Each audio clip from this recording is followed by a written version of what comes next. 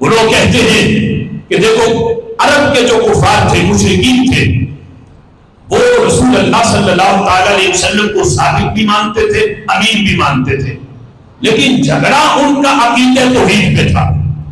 مطلب یہ ہے کہ کفار شان رسالت مانتے تھے، مقام مصطفیٰ مانتے تھے، لیکن انہوں نے جھگڑا عقیدہ توحید پہ کیا۔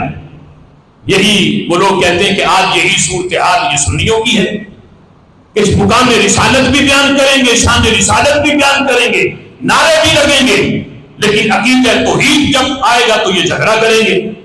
یعنی عقیدہ توحید ان سے حاصل نہیں ہوتا۔ یعنی ہمیں آج کفار مکہ اور مشرکین مکہ کے ساتھ ملایا جائے تو کیا ہم اپنے دفاع میں کچھ نہ بولیں؟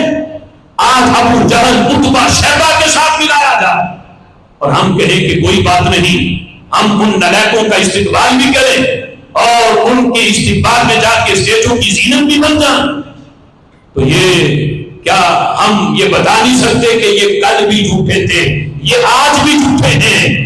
عقیدہ توحید اصلی اور خالص آج بھی سنی بیان کر رہا تھا، کل بھی سنی ہی بیان کر رہا تھا۔ اب دیکھو وہ کہتے ہیں کہ صادق بھی کہتے تھے، امین بھی کہتے تھے، لیکن جھگڑا ان کا صرف فقط عقیدہ توحید میں ہے۔ یہ کتنا بڑا بہتان ہے، حالانکہ رب ذوالجلال یہ قرآن کی مخالفت ہے۔ اللہ قرآن میں فرماتا ہے وقالت اليہود والنصارى نحن ابناء اللہ واحباؤہ، یہود و نصارہ نے کہا کہ ہم اللہ کو ماننے والے ہیں، ان توحید کے قائل تھے، لیکن کہا کہ ہم نبی نہیں مانیں گے۔ یعنی یہ نہیں ہو سکتا کہ جو حضور کو مانے اور رب کو نہ مانے، یہ نہیں ہو سکتا۔ یہ تو ہو سکتا ہے کہ کوئی اللہ کو ماننے کا دعویٰ کرے لیکن حضور کو نہ مانے، جس طرح آج قادیانی عقیدہ توحید کو تو مانتے ہیں لیکن ختم نبوت کے منکر، نبی پاک علیہ الصلوۃ والسلام کی رسالت کے منکر، تو وہ کافر قرار پائے، مرتد قرار پائے۔ یعنی یہ نہیں ہو سکتا کہ جو حضور کو تو مانے لیکن عقیدہ توحید کو نہ مانے، ایسا ہو ہی نہیں سکتا۔ بندہ محبوب کو مانے گا ہی تب کہ انہیں بھی مانتا ہو، ان کے رب کو بھی مانتا ہو، پھر ہی اس کا عقیدہ رسالت پہ ایمان سچا قرار پائے گا۔ تو خالق کائنات جل جلالہ نے قرآن میں ان کا جواب دیا۔ اللہ فرماتا ہے میرے محبوب کا در چھوڑ کے تم یہ کہو کہ ہم اللہ کو مانتے ہیں تو تم سچے بن جاؤ۔ فرمایا یہ تمہاری بھول ہے۔ قل ان کنتم تحبون اللہ فاتبعونی یحببکم اللہ، اگر تم نے میرا محب بننا ہے تو میرے محبوب کے در پہ آنا پڑے گا۔ ان کے در پہ آؤ گے تو میں محب نہیں رہنے دوں گا، میں تمہیں اپنا محبوب بنا لوں گا۔ پہلے ان کے در پہ آؤ تو صحیح، اگر انہیں چھوڑ کے ڈائریکٹ مجھ سے محبت کا دعویٰ کرو، اللہ فرماتا ہے تمہارا محبت کا دعویٰ جھوٹا ہے، تم میرے محب بھی نہیں ہو۔ لیکن جب ان کے در پہ آ جاؤ تو میں تمہیں صرف محب ہی نہیں، میں تمہیں منصب محبوبیت عطا کر دوں گا۔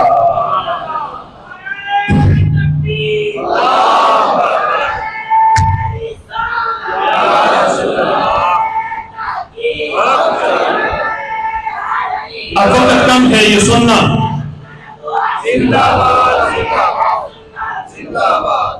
یہ بار بار یہ لوگ اپنی تقریروں کے اندر انہوں نے اس امت کو مشرک کہا اور یہ کہا کہ اکثر بلاد اسلامیہ میں شرک پھیل گیا، یہ درباروں پہ جانا، مزارات پہ جانا، ٹوٹل انہوں نے کہا کہ یہ مشرک لوگ ہیں جو مزارات پہ یا اس طرح کے معاملات کرتے ہیں، یا میلاد منانا، یا جو ہے وہ المدد یا رسول اللہ کہنا، یا حضور کے مزار انور پر بھی برکت کی نیت سے آنا۔ یہ کہا کہ یہ مشرک ہیں اور یہ اتنا بڑا شرک ہے کہ ابو جہل نے بھی ایسا شرک نہیں کیا جیسا آج یہ لوگ کر رہے ہیں۔ یعنی وہ لوگ کہ جنہوں نے آج اکثریت کو مشرک کہہ دیا۔ میرے آقا علیہ الصلوۃ والسلام کی یہ حدیث ہے، رسول اللہ صلی اللہ تعالی علیہ وسلم فرماتے ہیں، امام حاکم نے اپنی مستدرک کے اندر اس حدیث کو نقل کیا، حضرت عبادہ بن نسی جو ہیں وہ حضرت شداد رضی اللہ تعالیٰ عنہ کے بارگاہ میں آئے جو صحابی رسول ہیں، وہ اپنی نماز کی جگہ پہ بیٹھ کے گھر کے اندر جو انہوں نے نماز پڑھنے کے لیے بنائی تھی، نماز کے بعد وہاں بیٹھ کے تو رو رہے تھے. تو جس وقت یہ آئے انہوں نے آ کے پوچھا کہ ملذی ابقاک، اے شداد بن اوس تمہیں کس چیز نے رلایا؟ تو حضرت شداد کہنے لگے کہ میں نے رسول اللہ صلی اللہ علیہ وسلم کا یہ فرمان سنا ہے، مجھے وہ حدیث یاد آ گئی کہ ایک دن میں بھی حضور کی بارگاہ میں حاضر ہوا تو میں نے دیکھا کہ محبوب بڑی پریشانی کے عالم میں بیٹھے ہیں. تو میں نے جا کے پوچھا یا رسول اللہ صلی اللہ علیہ وسلم، میں دیکھ رہا ہوں کہ آپ کی چہرے پہ پریشانی کے اثرات، تو محبوب سبب کیا ہے؟ میرے آقا علیہ الصلوۃ والسلام نے فرمایا امر اتخوف علی امتی من بعدی، مجھے اپنی امت پہ ایک معاملے کا خوف ہے میرے بعد، یعنی میں جب دنیا سے چلا جاؤں گا تو مجھے اپنی امت پہ ایک معاملے کا خوف ہے. تو حضرت شداد کہنے میں نے پوچھ لیا محبوب وہ معاملہ کون سا ہے کہ جس کا آپ کو آپ کی امت پہ خوف ہے، وہ معاملہ کون سا ہے؟ تو رسول اللہ صلی اللہ تعالی علیہ وسلم نے فرمایا الشرک وشہوۃ خفیہ، مجھے اپنی امت پہ شرک کا خوف ہے اور شہوت خفی کا خوف ہے. اگر حدیث اتنی ہوتی تو پھر آج وہ نجد کا ڈونڈا کہتا دیکھو حضور نے تو خود اپنی امت پہ شرک کا خوف کیا، تو اگر ہم کہتے ہیں کہ شرک پھیل گیا تو واقعی یہ شرک پھیل گیا، چونکہ حضور خود خوف کر رہے تھے کہ میرے بعد امت مشرک ہو جائے گی. اگر حدیث اتنی ہوتی تو کوئی یہ تانا دیتا اس امت کو شرک کا، لیکن جو وہم پیدا ہوا آج نجدیوں نے پیدا کیا امت میں. حضرت شداد بن اوس نے سوال پوچھ کے اس وہم کو دور کر دیا. پوچھا جب مطلقاً فرمایا کہ مجھے اپنی امت پہ شرک کا خوف ہے، تو حضرت شداد نے سوال پوچھا، کہتے یا رسول اللہ اتشرک امتک من بعدک، محبوب کیا آپ کے بعد آپ کی امت شرک کرے گی؟ آپ کے بعد آپ کی امت شرک میں مبتلا ہو جائے گی؟ تو میرے آقا علیہ الصلوۃ والسلام فرمانے لگے اس وہم کو دور کرتے ہوئے، فرمایا یا شداد اما انہم لا یعبدون الشمس ولا قمر ولا وثنا ولا حجر ولکن یراؤون الناس باعمالہم. میرے آقا فرماتے شداد جو شرک تم سمجھ رہے ہو میں اس شرک کی بات نہیں کر رہا. میری امت میرے بعد سورج نہیں پوجے گی، چاند کی عبادت نہیں کرے گی، کسی پتھر کو رب نہیں بنائے گی، کسی بت کو رب نہیں بنائے گی، کسی قبر کی پوجا نہیں کرے گی. بس مجھے خطرہ یہ ہے، یہ شرک جلی کا خطرہ نہیں کہ رب کو چھوڑ کے کسی اور کی بندگی کرنے لگے، نہیں، اس کا خطرہ نہیں ہے، بلکہ خطرہ یہ ہے کہ میری امت کے اندر ریاکاری آ جائے گی. ریاکاری کا خطرہ ہے. یہ نماز پڑھیں گے، ایک طرف نیت یہ ہے کہ ہم عبادت رب کی کر رہے ہیں، دوسری طرف یہ ہے کہ فلاں بندہ دیکھ رہا ہے، وہ دیکھ کے کہے کتنا بڑا نمازی ہے. حج کرے گی تو صرف اپنے نام کے ساتھ حاجی لگوانے کے لیے، جہاد کرے گی تو مجاہد اپنے نام کے ساتھ لگوانے کے لیے کہ لوگ کہے بڑا مجاہد ہے، بڑا حاجی ہے، بڑا نمازی ہے. یہ ریاکاری کے عمل لوگوں کو دکھا کے کریں گے. یہ جو ریاکاری جو شرک خفی ہے، شرک جلی سے چھوٹا شرک ہے، فرمایا اس کا خطرہ ہے مجھے امت پہ. لیکن میری امت رب کو چھوڑ کے سورج کو پوجے یا قبر کو پوجے، فرمایا قیامت آ جائے گی میری امت کے اندر یہ والا شرک نہیں آئے گا. اب جس کی گارنٹی میرے محبوب صلی اللہ تعالی علیہ وسلم نے خود دی، آج وہ بھول کے اس پوری امت کو معاذاللہ مشرک کہہ دیا. اور یہ پوری امت کا اجماع ہے کہ بندہ ریاکار ہو اسے مشرک نہیں کہا جائے گا. بندہ ریاکاری کرے وہ مشرک نہیں، گناہ کبیرہ تو کر رہا ہے لیکن وہ مشرک نہیں ہے. بندہ جتنا مرضی گناہگار ہو وہ گناہ کرنے سے نہ کافر بنتا ہے نہ مشرک بنتا ہے. آج چھوٹی چھوٹی باتوں پہ امت کو مشرک کہہ کے انہیں شرک کے اندر دھکیلنا یہ بہت بڑی حماقت ہے. جو صرف ریالوں کے لالچ پہ آج ہر ملک کی نجدیت اس وبا کو پھیلا رہی ہے۔ حالانکہ اگر غور کریں یہ لوگ تو جو شرک کے فتوے یہ ہم پہ لگاتے ہیں یہ سارے کے سارے پلٹ کے ان پہ خود لگتے ہیں۔ حالانکہ انہوں نے اپنے علماء کو ہی نہیں پڑھا، اپنی ہی مکمل جو تعلیمات ہیں ان کے لوگوں کی وہی نہیں پڑھی ہوئی، یعنی امت پہ تو شرک کے فتوے لگائیں اور جب وہی بات اپنے پہ آئے تو وہ کہتے ہیں کہ حل لمبی بات دینا۔ تو یہ معاملہ ان کا کہ اپنی طرف غور نہیں کرتے کہ یہ بات اگر داتا صاحب کے بارے میں بولی جائے یا حضور غوث اعظم کے بارے میں یا رسول اللہ کے بارے میں تو پھر معاذ اللہ شرک بن جائے، اور اگر یہ اپنے مولویوں کے بارے میں کہیں تو پھر کوئی شرک نہیں۔ تازہ ترین اس کی مثال یہ ہے، حالانکہ وہ درود تاج کے اندر جو لفظ ہے وہ ہم نے گڑا نہیں ہوا، ہم تو کہتے ہیں سنیوں کا ہر عقیدہ صحابہ سے پڑا ہوا ہے۔ مصنف عبد الرزاق کی حدیث ہے، جب حضرت عبداللہ ابن عباس سے پوچھا گیا آپ بتائیں حضور کو کیسا دیکھا، تو عبداللہ ابن عباس کہتے ہیں رأیت رسول اللہ صلی اللہ علیہ وسلم نورا کلہ، میں نے حضور کو سر کے بالوں سے لے کے پاؤں کے ناخنوں تک نور ہی نور دیکھا۔ رأیت رسول اللہ بھی آئی نہیں ہے، اپنی آنکھوں سے دیکھا کہ حضور سارے کے سارے نور تھے۔ دل کے اندر وہم آیا، خیال آیا کہ ہو سکتا ہے کوئی حضور کو سورج جیسا نور سمجھے یا چاند جیسا نور سمجھے۔ اگلی بات پھر کی، فرمایا سورج اور چاند کا نور بھی تو ان کا دیا ہوا ہے، ان کو ان جیسا نور نہ سمجھنا۔ حضور کیسے نور ہیں؟ فرمایا نورم من نور اللہ، یہ اللہ کے نور سے نور ہے، اللہ کے نور سے نور ہے۔ یہ درود تاج میں نور من نور اللہ کے جو لفظ ہیں یہ گڑے ہوئے نہیں، عبداللہ ابن عباس سے پڑے ہوئے ہیں۔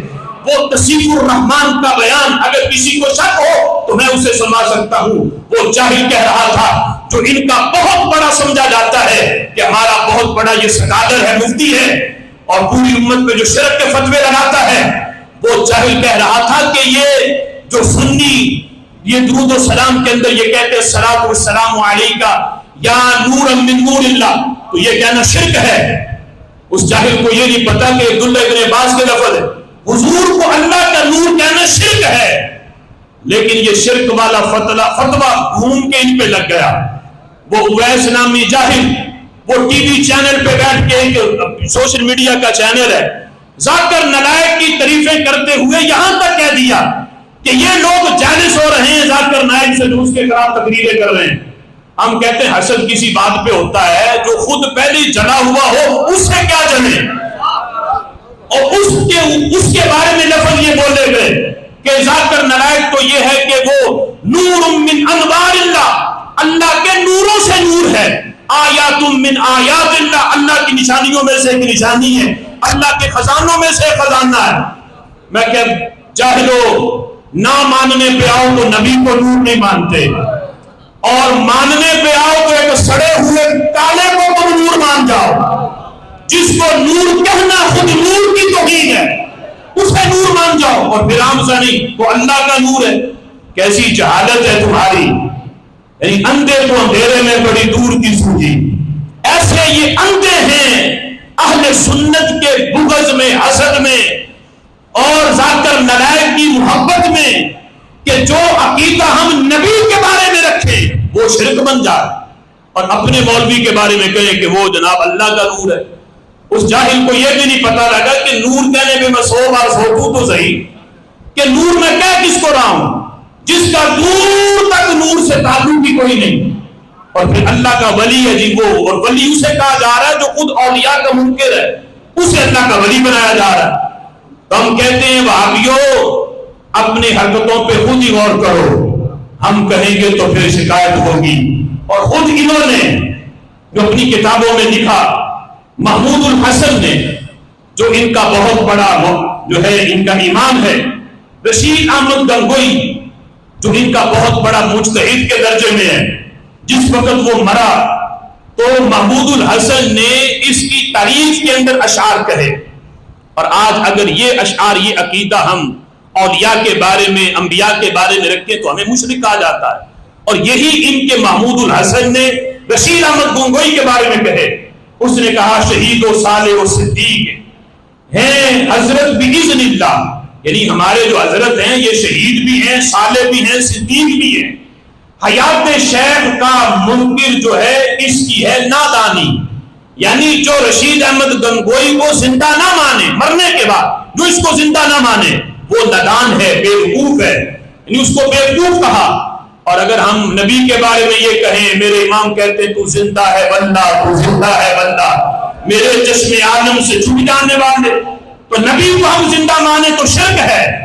اور انک میت وانہم میتون والی آیات پڑھ کے معاذ اللہ حضور کو یہ کہیں کہ وہ مردہ ہے، مٹی سے مٹی ہو گئے، اور اپنے مولوی کے بارے میں کہے کہ جو اسے زندہ نہ مانے وہ نادان ہے۔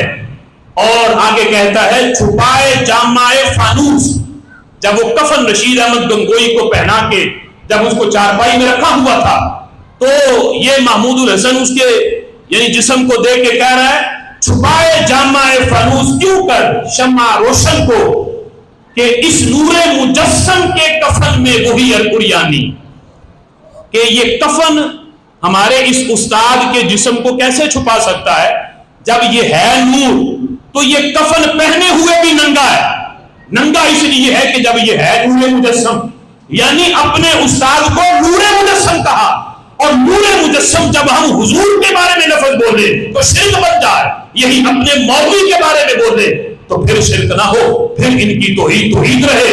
اور یہاں تک کہتا ہے مردوں کو زندہ کیا، زندوں کو مرنے نہ دیا۔ اس مسیحائی کو دیکھا ذرا ابن مریم، یعنی حضرت عیسیٰ علیہ السلام کی طرف یہ جملے بول کے کہ اے ابن مریم دیکھو ہمارا جو شاہ ہے اس نے مردے بھی زندہ کیے ہیں، جو زندہ ہیں ان کو مرنے نہیں دیا اور مردوں کو زندہ کیا۔ آج ہم یہ اگر غوث اعظم کا بیان کریں تو شرک بن جائے، اگر نبی کا بیان کریں تو شرک ہو، اور اپنے مولوی کا بیان کریں تو پھر تو ہی سلامت رہے۔ یہ دو رنگی ان لوگوں میں پائی جاتی ہے۔ اللہ کے فضل سے سنی کل بھی کھڑا تھا، آج بھی کھڑا ہے، سنی میں دوغلا پریسی نہیں، یہ کل بھی جو عقیدہ بیان کر رہا تھا آج بھی وہی عقیدہ ہے، جو صوفہ سے نور چلا تھا اس کی چمک آج بھی سنی کے عقیدے میں موجود ہے۔ اور ہدیۃ المہدی جو ان کی کتاب ہے وحید الزمان کی، اس کے اندر باقاعدہ انہوں نے یہ لفظ یہ شعر لکھے، اور وحید الزمان نے باقاعدہ یہ اعتراف کیا کہ ہمارے کچھ لوگوں نے امت پہ شرک کا فتویٰ، چھوٹی چھوٹی باتوں پہ جو مکروہ تھی ان پہ شرک کے فتوے لگا دیے۔ یہاں تک اس نے لکھا کہ اگر امت نے المدد یا رسول اللہ کہا تو ہمارے کچھ بھائیوں نے انہیں مشرک کہہ دیا، حالانکہ یہ غلط ہے۔ خود وحید الزمان نے اس بات کا اعتراف کیا، اور یہ سارے اسے اپنا باپ مانتے ہیں، اور وہ کہہ رہا ہے کہ یا رسول اللہ المدد کہنا شرک نہیں ہے۔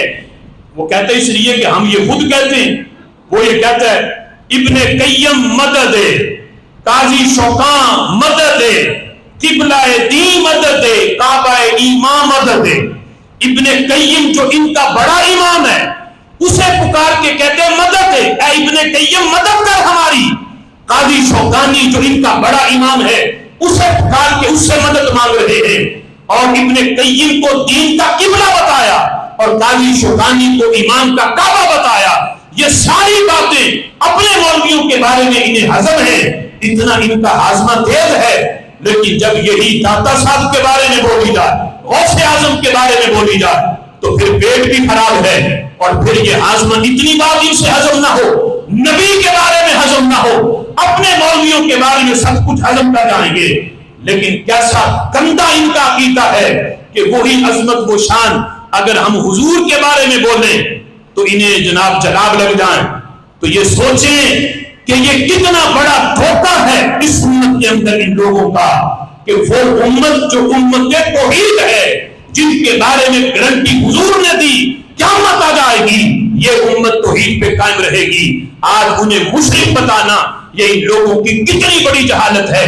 رب ذوالجلال سمجھ کی توفیق عطا فرمائے۔